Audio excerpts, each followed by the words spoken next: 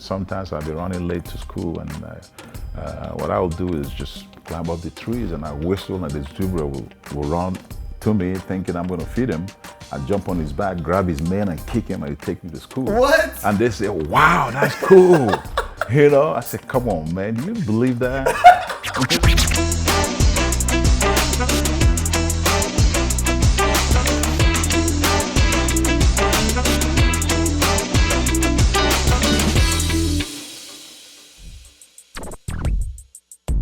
On this episode of Africans in Sports, we take you to the land of barbecue brisket and burnt ends, Kansas City, Missouri, and sit down with two-time Pro Bowler and Chiefs Hall of Famer Christian Okoye, and find out how he went from a track and field star to the Nigerian Nightmare. What's up, everybody? Welcome back to another episode of Africans in Sports. I'm Chris Kosizi Strawn, and today we are in Kansas City, Missouri, sitting down with none other than the Nigerian Nightmare himself, Christian Okoye. Christian, what's going on, man? Hey, just hanging out. Just hanging out? Yeah. This is my first time in Kansas City. Never Really? been. I'm a New York dude, big city.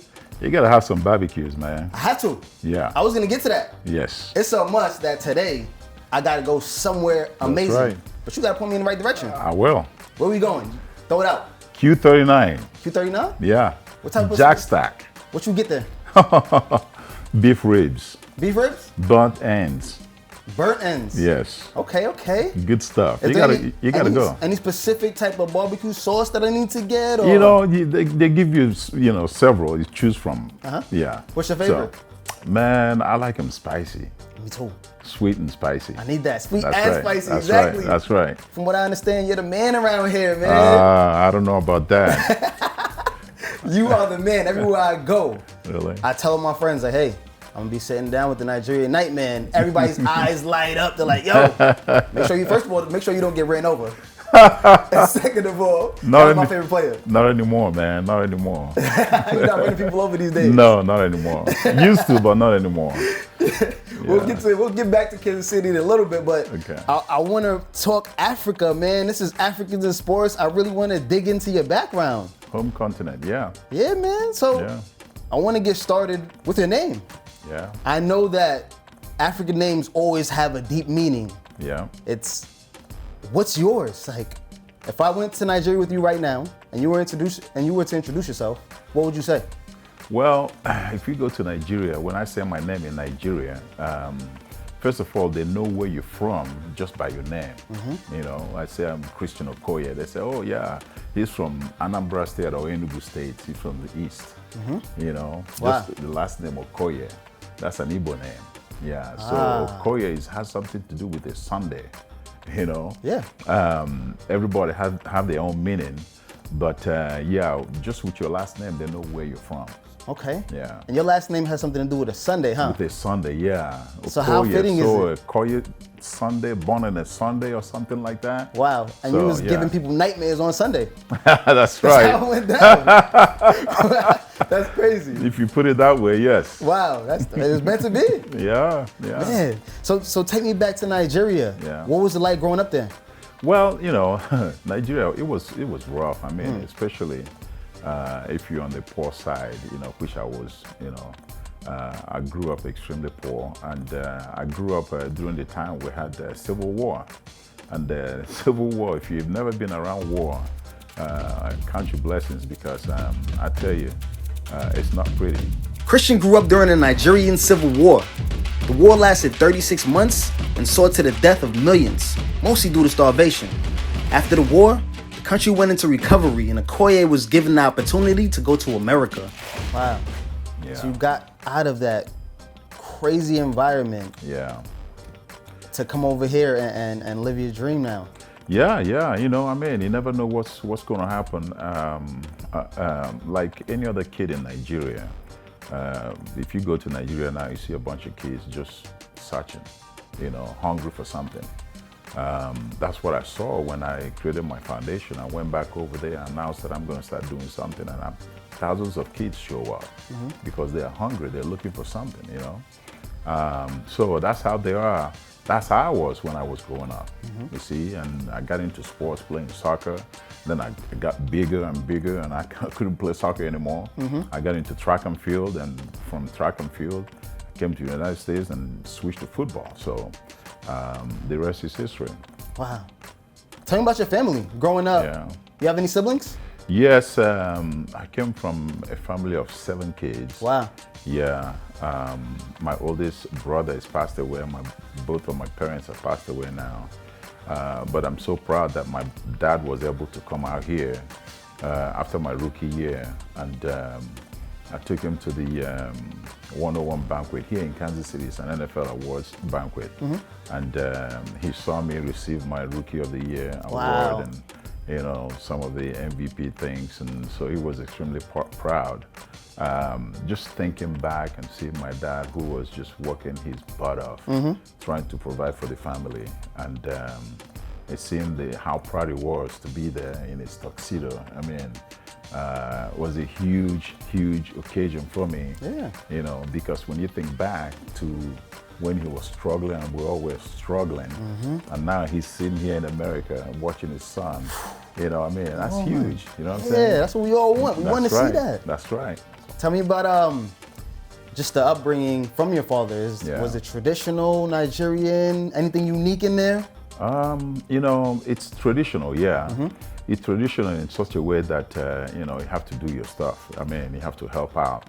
Every single member of the family have to do their own part, speaking of myself, when I was growing up, I loved soccer so much that I got in trouble every single day. What? Yes. I got in trouble every single day because I didn't do my chores. After school, I would just go out and play soccer. My dad will come and hunt me down, bring me home, and grab you by your ear. Oh yeah, oh yeah. Gave me a whooping every single day. Wow. I mean, and the following day I'll do the same exact thing, and he'll come and get me. Yep. And oh my goodness, one day one of my neighbors told my dad, he said, "You better leave that kid alone. You never know what's gonna happen in the future. You never know who's gonna be." Yeah. But no, my dad wasn't having it. But what are these chores that you were skipping out on?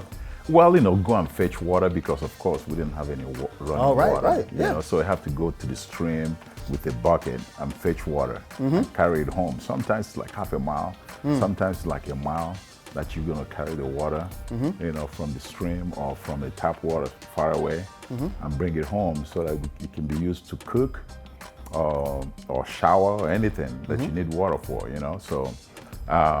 So those are my chores. I have to do that every day, because we need water every day, right? Yeah. So sometimes, I just don't do it. You out here playing soccer and we need water. Yeah, there's no water, so I get my own share. Christian. That's right, I did that. Them beatings toughened you up though. Yeah, well, it did. It did, man. I took it out on some people when I played football. I can tell, man. I'm a big food guy. I may look skinny and frail, but I eat, man. I'm telling you, I eat. Hear you. I hear you. I got introduced to suya recently. Suya. And it's my favorite. I'm Jamaican, so I'm a jerk chicken type of dude. Oh God. And that kind of reminds me of a jerk chicken type of thing going on over there. Yeah. What's your favorite Nigerian dish? I mean, all Nigerian food is they're all my favorites, man. I like the soups. I like the. Hold on, you gotta get specific, man. Tell me what soup. The pepper soup. Did you have that? I haven't. Oh my goodness, pepper soup is awesome, man. I mean, and the isiewu. Okay. What is that, man? You gotta school me, Christian. Goat's head. Okay. They just take out all the brain and the meat eyes, all out that. of everything. Just mix it up, Yeah. And it's awesome. It's one of the dishes that you give to elders and everybody. So that's your soup is your go-to. Soup is my go-to, yes. Okay. And the jollof rice. Oh, I love it. Yeah? Yes, I had that too. You had that? Jollof rice, it's all those things, man. Every time I go to Nigeria, I make sure that I eat everything I want to eat, before I come home. Yeah. Because I don't get it enough here. How often do you get back to Nigeria? I try to go back once a year, especially with the program that I have with the kids out there. Just going back and checking out how things are going, and try to bring some motivation to the kids and showing them some of the things that are going on in America so that they can identify and set their goals, because that's important, setting goals. Because in Nigeria, there's a lot of people out there, there's a lot of kids running out on the streets and stuff. Of course, education is extremely important, right. For them to have a purpose in life is extremely important. So we try to teach them that, if they can succeed through sports, we show them the way.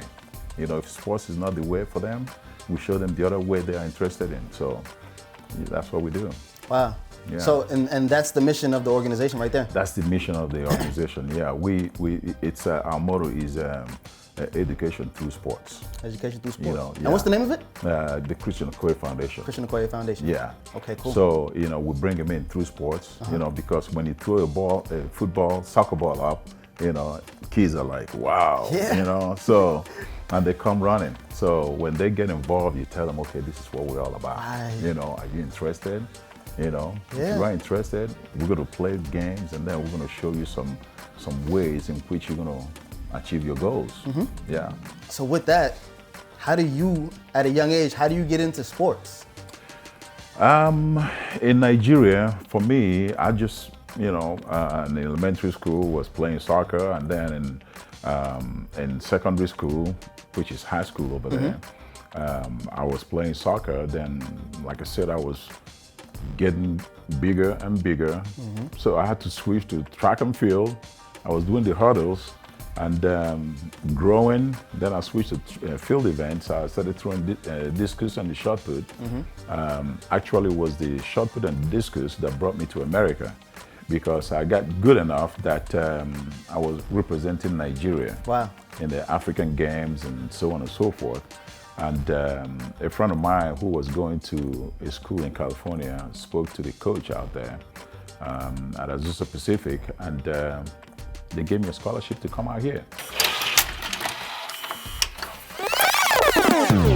Okoye was recruited to Azusa Pacific University in 1982 to compete in track and field with the hopes of making a Nigerian Olympic team in 1984. Standing at 6'1", 282, with the physique of a bodybuilder and speed of a sprinter, he was an unstoppable force. 1984 Olympics. Take me back to that. To my understanding, it was like a big time turning point in your life. Well, yeah, it was. It was. I had, when I came to the country in '82, I knew that Olympics was set to take place in Los Angeles in '84. I decided I'm going to be in that Olympics. That's my goal. I'm going to be in it, and I'm throwing discus in it. So I was working extremely. Like I said, I was weighing 282 pounds, and I grew my weight from 214 to 282. And so before the Olympics, I was throwing the discus all over the place. In the summertime, I would travel to Europe and throw with some of these Germans and some US throwers. We knew each other. And so they beat me a lot of times, and I beat them a lot of times, so we're kind of going back and forth. We knew each other. And so when the Olympics came around, and I'm thinking we're going to do the same thing, I'm going to be in it. And these guys that I've been thrown against, we're going to be there. So I was confident that I will get something. I will be there at the finals.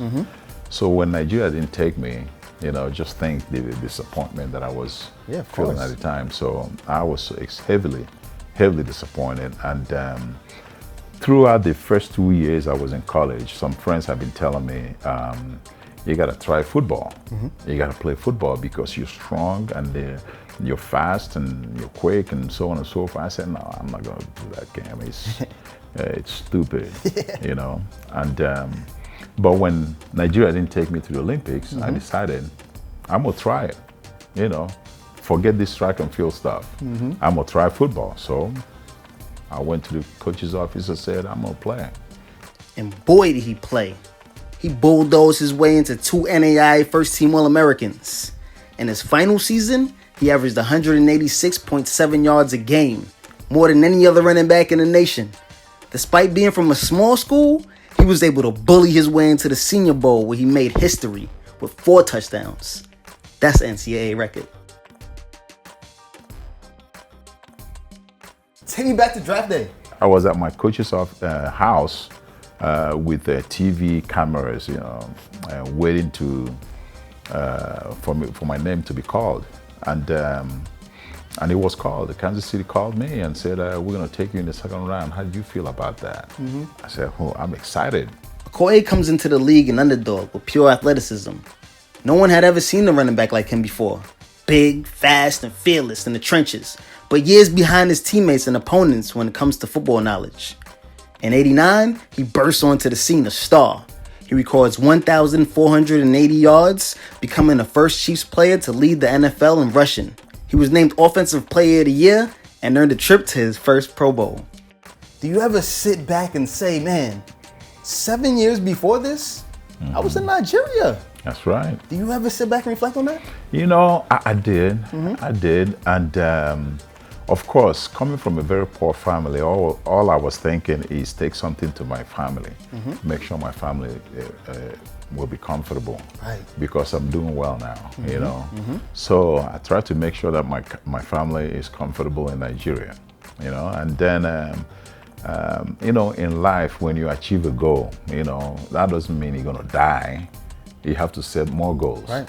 Which he does, continuing to rack up yardage and truck his way into a second Pro Bowl. And eventually, after retiring, following the '93 NFL season, he earned a spot in the Chiefs' Ring of Honor.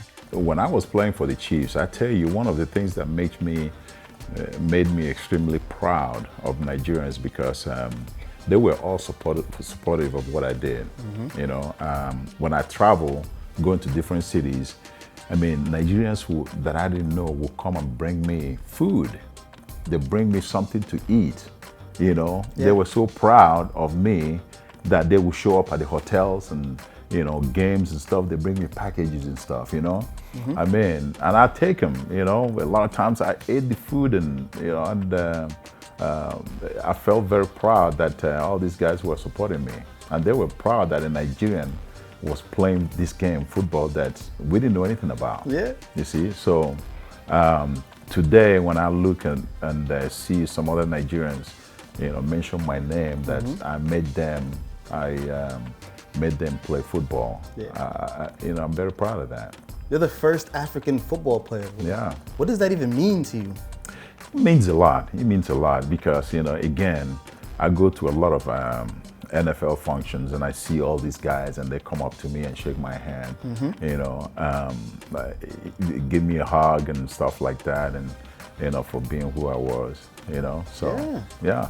You set that, man, you kind of set that mold for these guys to say like, okay, so he did it, I can do it too. That's right. That's exactly, that's life though, Yeah. Somebody has to be the first, right? Right, yeah. So, and I was blessed to be the first, and these guys are doing what they do, and I'm extremely proud of them. It seems like strength is the key to your life.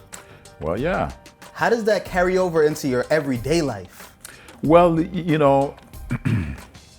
when I go and speak, I tell people that athletes are probably the best ones who can stand in front of a group and speak, because they've gone through everything. We've been beaten up, we've been dragged around, emotions up and down on the field. When you train, you get injured, you think your life is over, and then you go through rehab, and then you recover, you go back playing again, and you play with injuries and so on and so forth. Was that the reason for you retiring, or was it something else?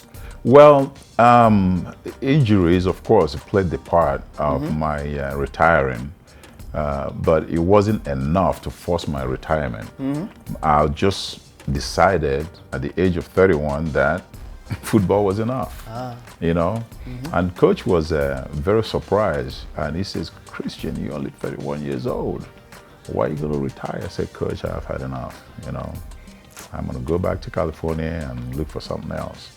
And he respected that. What is the something else? Is it now your nonprofit? Well, I didn't have that in mind, although I have that going on, but I thought that was just going to be the side thing. I wanted to be a teacher, work with kids.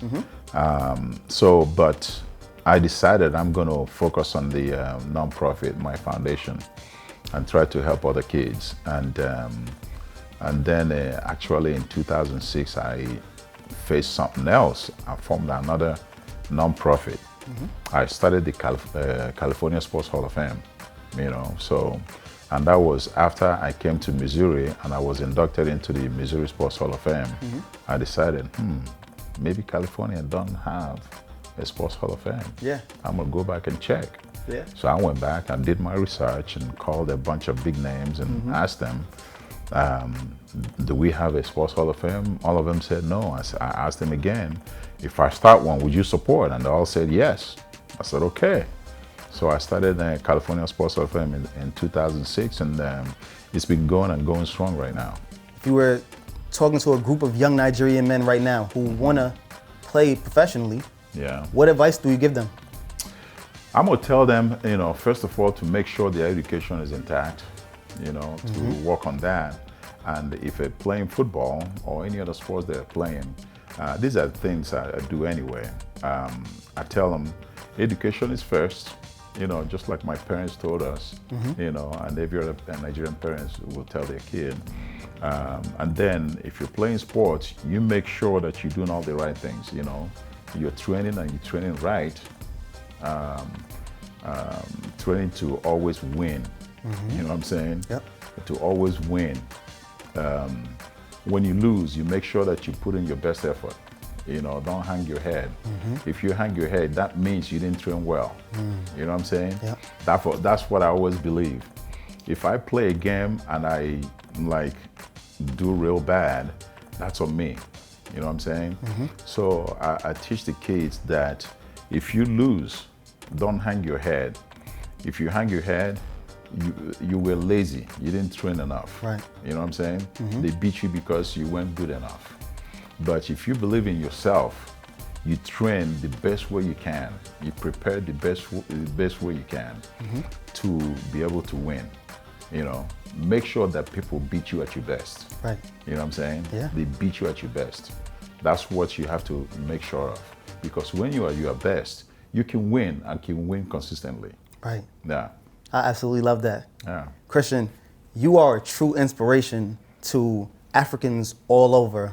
I can't thank you enough for sitting down and chopping it up with us right here, man. My pleasure, man. Hopefully we get to see each other soon. Of course. Because you inspired me. I'm sitting down right here, you did so you. much for me. I can take so much away from this interview right here. So I appreciate it. I appreciate you, man. Thank you so much, Christian. All right, Chris. Yes, sir. Hey, this is another episode of Africans in Sports. For your man, Christian Okoye, I'm Chris Kosisi Strawn. We out of here. Thank you so much for checking out this episode of Africans in Sports. Don't forget to check out our other videos. And like and subscribe because we're hitting you with all of the dope interviews with your favorite African athletes right here on Africans in Sports.